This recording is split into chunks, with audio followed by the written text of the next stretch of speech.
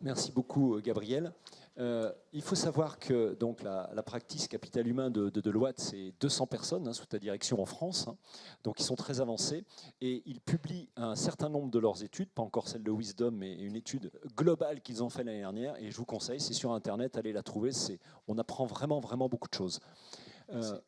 Par rapport à ce que vous avez vu ici, Wisdom est filmé, donc vous pourrez avoir accès sur le site à terme, sur le film, pour réécouter si vous le voulez, ou reprendre des parties de tous les intervenants de la journée.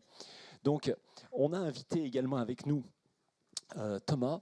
Pourquoi ? Parce que Thomas a créé un logiciel qui mesure la qualité de vie au travail. Et c'est un logiciel qui a une grande valeur. Donc en une minute, Thomas, peux-tu nous dire ce que tu as découvert en ayant aujourd'hui 1000 personnes connectées ? Vous savez, on fait des petits bracelets pour savoir si on court assez vite, etc.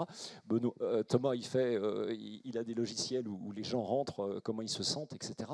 On en parlera un petit peu plus cet après-midi. Mais en attendant, est-ce que tu peux nous dire qu'est-ce que ces 1000 personnes connectées depuis plus d'1 an ont amené comme information, comme data, comme disait Gabriel. Thomas. Bonjour à tous. Il faut savoir que la plateforme qu'on a mis en place, on l'a mis en place avec le CHU de Clermont-Ferrand. Et on a pris le CHU de Clermont-Ferrand parce qu'ils sont à la pointe, parce qu'ils ont du contenu, et parce qu'au-delà du CHU, on a aussi les statisticiens. Et qu'à partir de là, on a travaillé avec eux sur la méthode, le fond et après la forme. Et aujourd'hui, sur la version 1, dont on parlera un peu plus tard, on a à peu près donc 1000 collaborateurs qui ont été sur la plateforme. Et on a mis en place un ratio spécifique qui positionnait de manière complètement anonyme les collaborateurs sur un axe de forme et un axe de satisfaction. Et on a pu voir qu'au global, ce nuage de points avait un véritable alignement. Et donc aujourd'hui, ça veut dire quoi ? Ça veut dire que pour être satisfait, il faut être en forme, pour être en forme, il faut être satisfait. Et donc il y a une véritable corrélation entre les deux. Deuxième enseignement qu'on a, c'est que sur les personnes qui l'ont utilisé de manière récurrente, on a voulu mettre en place cette plateforme pour montrer aussi et valoriser des KPI, et des KPI plutôt classiques, qui aujourd'hui sont les maîtres mots dans les entreprises. Donc on avait absentéisme, turnover, taux de mobilité, taux de démission, avec des ratios qui sont, pour des entreprises, la mobilité c'est un plus, d'autres c'est un moins, donc chacun va choisir son KPI. Mais globalement, ce qu'on voit, c'est que sur les 3, 6, 9 mois, à un moment donné, on a une inversion de la tendance quand on a effectivement une action managériale qui a été menée. Donc à un moment donné, tous les propos qui ont été repris dans l'étude, qui aujourd'hui nous ont beaucoup alimenté, et j'ai vu beaucoup de fondamentaux aussi du rapport Lachman, c'est qu'à un moment donné, la colonne vertébrale, ça reste l'entreprise dirigeante, ça reste aussi son déploiement sur le management, sur de la responsabilisation et ainsi de suite. Donc à un moment donné, le chiffre et l'évaluation créent le comportement, et de ce comportement, quand il y a une action, on voit une amélioration. Après, c'est de savoir où améliorer, quand améliorer et avec qui améliorer. Merci beaucoup Thomas. Quelques réactions, plein par rapport à ça. Effectivement, on vit dans un monde de données, donc je pense que c'est toujours important d'avoir la donnée, notamment sur nos matières humaines, nos matières RH. Pas pour la donnée en soi, mais parce que ça nous amène autour de la table avec, bon, écoutez, on va vous parler de sujets sérieux, le fait d'avoir les impacts économiques, le fait d'avoir ces indicateurs de performance. Bon, qu'est-ce qu'on doit changer maintenant ? Qu'est-ce qu'on doit changer dans nos comportements ? Qu'est-ce qu'on doit changer dans nos modes d'évaluation, dans nos modes de suivi ? Qu'est-ce qu'on doit changer éventuellement dans notre culture ? Donc, cette donnée-là est importante.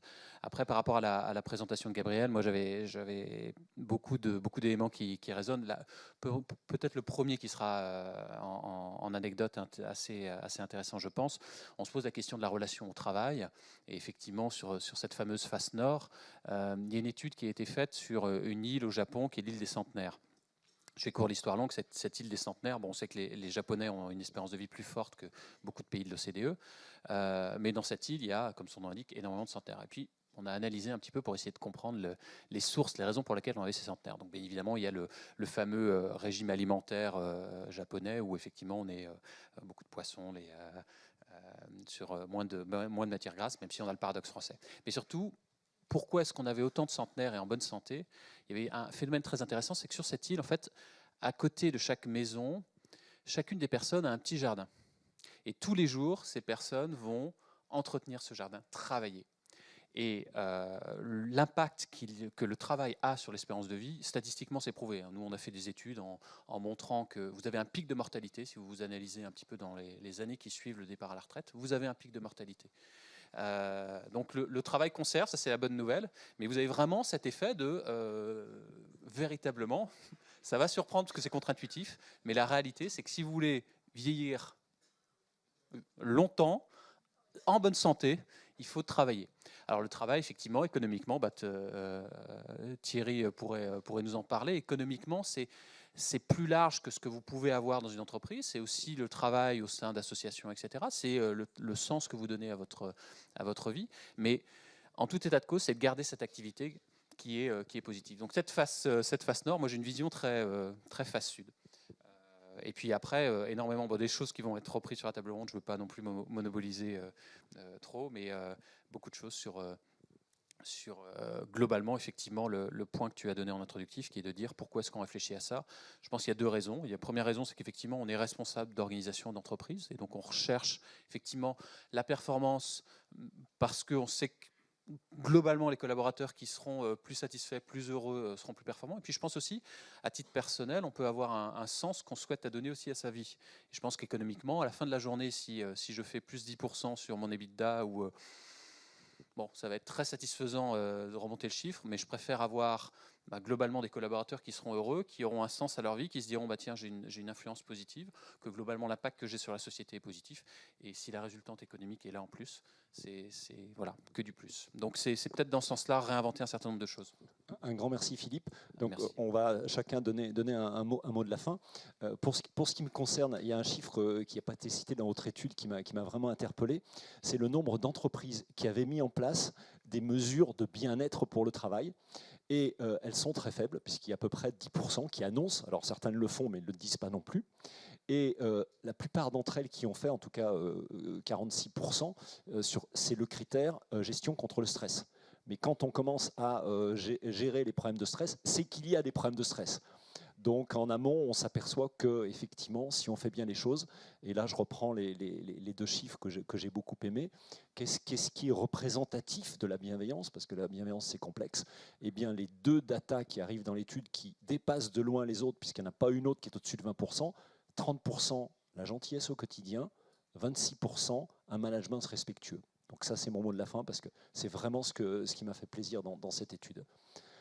Un mot de la fin pour chacun d'entre vous. Puisque dans les chiffres ce matin, moi j'en ai un autre sur un de nos clients.